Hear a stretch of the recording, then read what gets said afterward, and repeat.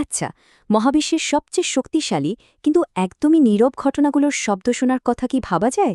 আজ আমরা ঠিক সেই মহাজাগতিক প্রতিধ্বনি মানে মহাকর্ষীয় তরঙ্গ নিয়ে কথা বলবো। তো চলুন সরাসরি মূল বিষয়ে চলে যাই।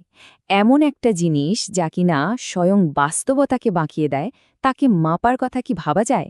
কিভাবে সম্ভব এটা? এই যে বিশাল একটা যন্ত্র দেখা যাচ্ছে, এটা কিন্তু সেই অসম্ভবকে সম্ভব করারই একটা চেষ্টা। তাহলে প্রশ্নটা হলো, এই মহাজাগতিক তরঙ্গগুলো আসলে কি জিনিস? চলুন এর উৎস আর আসল ব্যাপারটা একটু সহজ করে বোঝা যাক। ব্যাপারটা এভাবে ভাবা যেতে পারে, আমাদের পুরো মহাবিশ্বটা যেন একটা বিশাল টান টান করে পাতা চাদর। এই চাদরটাই হলো স্থানকাল বা স্পেস টাইম। এখন যে কোনো ভর বা শক্তি এই চাদরটাকে বাঁকিয়ে দিতে পারে। ঠিক যেমন একটা ভারী বল যদি বিছানার চাদরের ওপর রাখা হয়, চাদরটা যেমন টোল খেয়ে যায়, অনেকটা সেরকম। এখন কল্পনা করা যাক, ওই চাদরের ওপর দিয়ে প্রচণ্ড ভরের কোনো মহাজাগতিক বস্তু অবিশ্বাস্য গতিতে ছুটে যাচ্ছে। তখন কি হবে?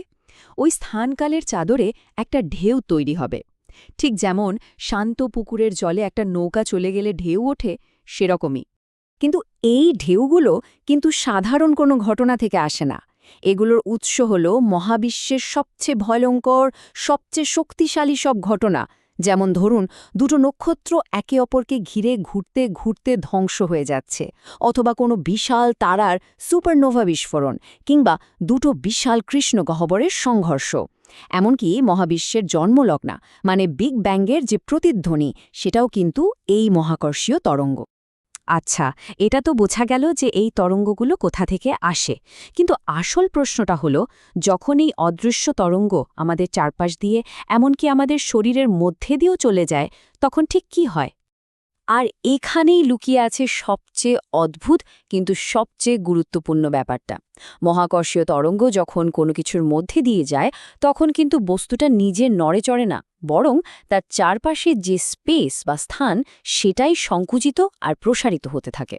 এই কনসেপ্টটা বোঝা কিন্তু খুব জরুরি। এই পুরো প্রক্রিয়াটা সহজে বোঝার জন্য চলু এই ছবিটা দেখি। ধরা যাক, মহাকর্ষীয় তরঙ্গ আসার আগে কিছু কণা মিলে এরকম একটা নিখুঁত বৃত্ত তৈরি করে মহাকাশে ভেসে আছে। এবার দেখুন কি হচ্ছে।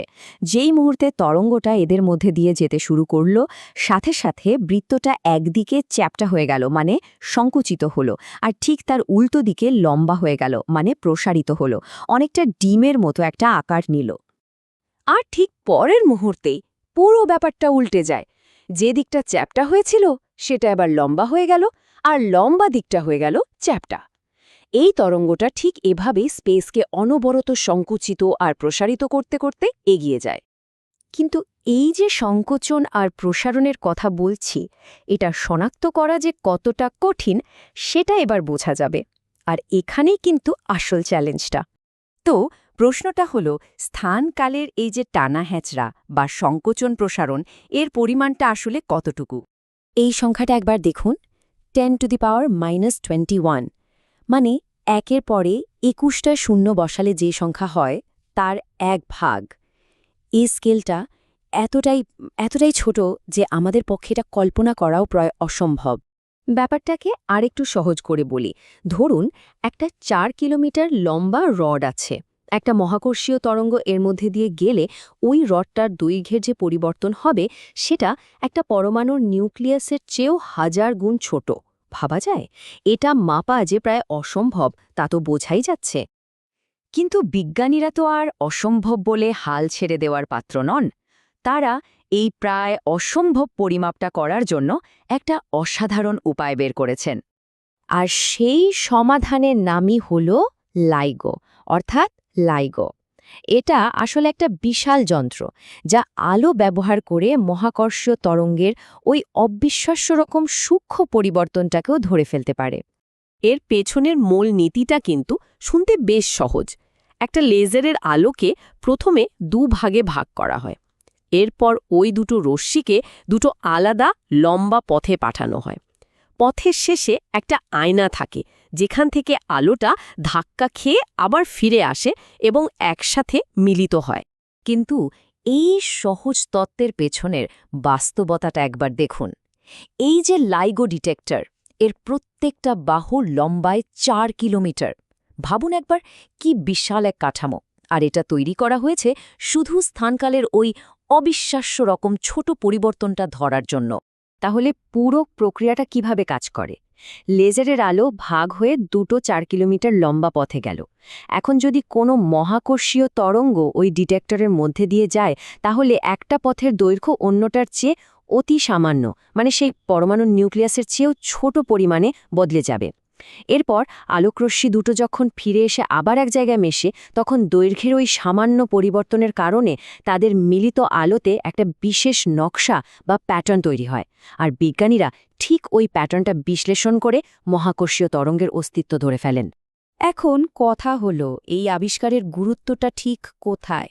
এটা কিন্তু শুধু একটা নতুন কণা বা তরঙ্গ খুঁজে পাওয়ার মতো সাধারণ কোনো ঘটনা না, এর তাৎপর্য আসলে তার চেয়েও অনেক অনেক বেশি। বলা যেতে পারে, এই আবিষ্কারটা মহাবিশ্বকে বোঝার জন্য আমাদের একদম নতুন একটা ইন্দ্রিয় দিয়েছে। এতদিন আমরা আলো মানে তড়িৎচুম্বকীয় তরঙ্গ ব্যবহার করে মহাবিশ্বকে শুধু দেখতে পেতাম, আর এখন আমরা মহাবিশ্বকে শুনতেও পাচ্ছি। এই উদ্ধৃতিটি কিন্তু পুরো ব্যাপারটা পরিষ্কার করে দিচ্ছে।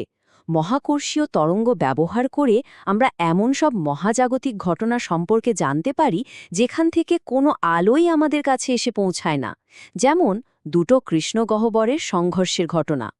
তাহলে শেষ প্রশ্নটা এখানেই এসে দাঁড়ায়। শত শত বছর ধরে আমরা মহাবিশ্বের দিকে শুধু তাকিয়েই থেকেছি। এখন যেহেতু আমরা অবশেষে মহাবিশ্বকে শুনতে শুরু করেছি, আর কি কি অজানা রহস্যের সমাধান আমাদের সামনে আসতে চলেছে, ভবিষ্যৎ যে কতটা রোমাঞ্চকর হতে যাচ্ছে তা হয়তো আমরা এখনো কল্পনাও করতে পারছি না।